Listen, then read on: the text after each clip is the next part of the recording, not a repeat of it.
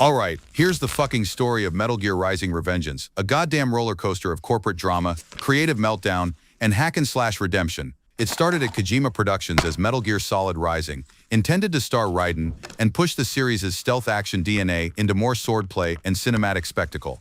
Hideo Kojima's team experimented with the idea of a stealth game that incorporated high-speed blade combat and cinematic parkour, but development stalled hard. Why? Because the engine, scope, and vision kept clashing. Kojima's cinematic ambitions, the series' dense scripting, and a new combat paradigm didn't mesh cleanly. The project ballooned, tech prototypes weren't stable, and internal priorities shifted, so Rising languished in limbo, half-baked and bleeding resources.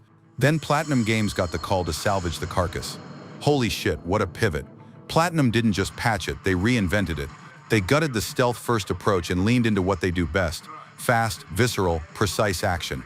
Raiden was reimagined from fragile emo swordsman into a furious cyborg ninja, a perfect fit for Platinum's hyperkinetic design. The centerpiece became the cut-anything mechanic, a directional slashing system that let players slice enemies and environments with surgical precision. Design philosophy there was simple and brilliant: make every swing feel meaningful.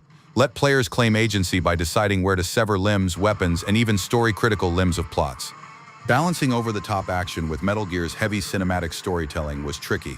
Kojima's narrative fingerprints remained: political conspiracy, moral ambiguity, but Platinum braided it with arcade pacing, boss ballet, and a soundtrack that screams metal. Technical challenges were real, merging two different engines and codebases, optimizing physics for precise cutting, and tuning hit detection so the cut-anything mechanic didn't break the game. Features from the original vision were cut or softened, stealth elements were largely abandoned, and some planned story threads got trimmed. Critically, Revengeance was praised for its combat, boss design, and Raiden's swagger. Critics loved the cutting mechanic and spectacle. Commercially, it did okay. Not a blockbuster, but enough to vindicate the risky handoff. Its legacy? It broadened the Metal Gear brand's tonal range and burnished Platinum Games' rep as saviors of action design. A studio that can salvage a stalled IP and turn it into a brutal, damn satisfying slice of gameplay art.